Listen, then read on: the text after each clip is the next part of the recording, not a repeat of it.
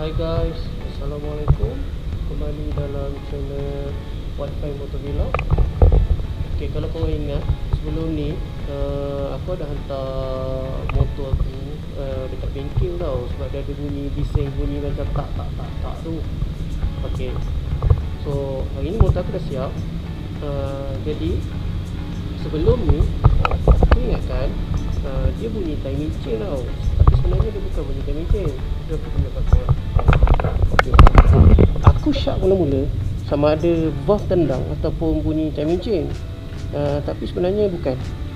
Dia ada satu komponen dekat dalam tu, dekat cam tu, nama teknikal dia adalah auto decompressor, atau senang cerita kita panggil dia cam stopper lah. Ok, so benda tu yang problem. Masa aku dekat bengkel tu, aku dah tanya pomen. So pomen cakap tak perlu overhaul, sebab daripada awal memang dia syak bunyi tu datang daripada cam, cuma tak tahu apa komponen yang rosak tu lah. Jadi bila aku ambil motor pagi tadi, so dia dah explain kat aku yang patah tu sebenarnya auto decompressor.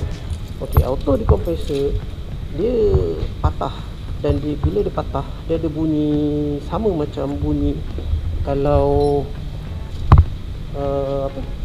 timing chain makan dan camshaft lari lah. Valve marking lari lah sebenarnya. So benda tu adalah benda ni. Okay, kalau kau tengok dia ada 3 komponen. Ni reverb, ni dia punya pin dia, ni dia punya pin. So ni dia punya spring lah. Ni dia punya spring.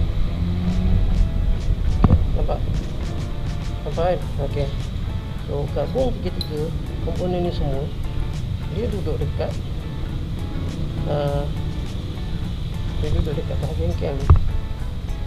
Benda ni dia duduk dekat bahagian cam. Ok, tiga ni dia duduk dekat bahagian cam. Dia duduk dekat sini. So benda ni lah yang patah.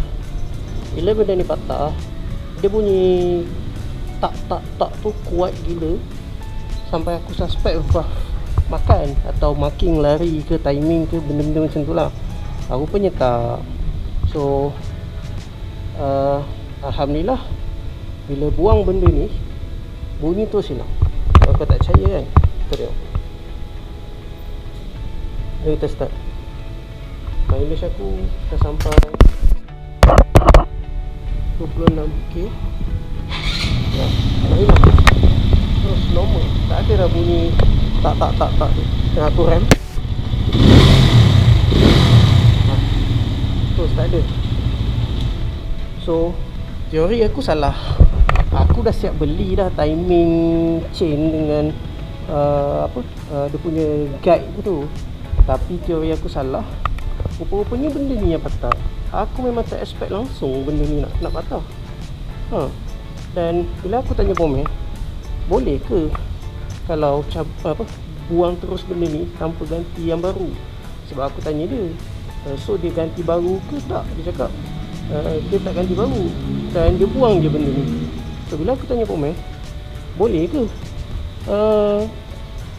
buang terus tak ganti baru? Pomen cakap sepatutnya tak ada masalah, sebab bila dia secara teknikal, enjin Benelli 150S ni sebiji sama dengan RFS 150i. Komponen dalam semua sebiji. Beza dia, RFS 150i mungkin version yang lebih lama daripada 150S ni, dia tak ada ni. Tahu, RFS 150i dia tak ada semua komponen cam stopper ni. So dia kata kalau buang pun sepatutnya tak ada masalah, sebab enjin yang sama. Cuma mungkinlah 150S ni enjin dia dah reverse balik daripada RFS 150, jadi dia tambah benda ni. Tapi secara teknikalnya kalau tak pasang pun tak apa. Ok, so macam mana benda tu berfungsi? kalau tak silap aku, dia membantu enjin untuk senang hidup, senang start bila dia tengah sejuk. Kalau tak silap aku lah. Nanti aku akan attach technical diagram untuk komponen ni, untuk cam stopper ni, dekat mana dia duduk. Nanti daripada situ korang boleh study lah. Okay. So aku belajar benda baru lah. Sebab benda-benda macam ni jarang sebenarnya nak ada masalah. Tapi tak apa, ini learning proses untuk motor yang tak ramai orang pakai ni. Jadi daripada perkongsian aku ni, korang boleh jadikan video aku ni, pengalaman aku, sebagai rujukan kepada korang lah, kalau korang ada masalah dan simptom yang sama. Okay, yang aku suka pasal Pomen tu, dia tak terus minta aku buat overhaul tau. Mostly bengkel kalau bunyi pelik-pelik macam tu, dia akan cakap overhaul. Tapi Pomen tu dia cakap tak apa, dia akan diagnose dulu. Tapi dia akan tengok dulu, dia akan buka head. So dia akan tengok adakah komponen head yang problem ataupun engine lah.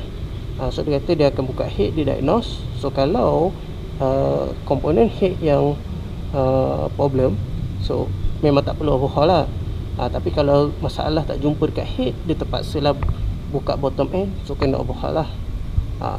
So aku memang suka Pomen macam tu, sebab sesetengah Pomen yang aku jumpa, aku hantar bunyi pelik-pelik, betul suruh overhaul. Tapi alhamdulillah Pomen ni bagus. Okay, so daripada aku punya masalah ni, korang semua boleh jadikan case study dan rujukan lah.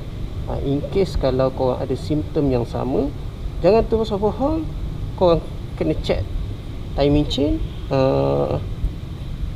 valve marking, dan korang boleh check sekali benda ni. Okay. Sebab kadang-kadang motor yang sama, bunyi lebih kurang 95%, 99% sama, tapi mungkin masalah dia berbeza, kita tak tahu. Okay, so better sebelum korang overhaul, untuk jimatkan duit, korang kena diagnose dan check dulu. Untung-untung problem dia kecil je macam ni. Tapi tak apa. Aku akan terus monitor performance engine motor ni, macam mana selepas buang ni. Walaupun buang benda ni dah buang, so dalam 2-3 minggu ni aku akan keep on monitoring engine ni punya performance lah. Okay. So aku harap video aku ni, perkongsian aku ni dapat membantu owner-owner 150S yang lain, jadikan rujukan kalau korang ada masalah yang sama. Kalau korang nak tahu masalah apa yang aku maksudkan tu, korang boleh pergi dekat shorts, korang tengok video bunyi tak yang aku share sebelum ni. Okay. Semoga video aku ni beri manfaat kepada owner-owner Benelli 150S yang lain. By the way, motor aku ni dah tak standard. Aku dah buat a few things lah dekat motor ni, tapi aku tak nak share dalam video ni sebab dia akan jadi panjang sangat. Aku akan buat separate video untuk apa yang aku dah buat pasal dekat motor ni. Okay, so korang stay tune je. Jangan lupa subscribe, share, follow. Jangan lupa support aku. Lepas ni kalau ada lagi masalah, aku akan buat lagi video sebagai rujukan semua orang. Okay, Assalamualaikum. Jumpa korang dalam video seterusnya.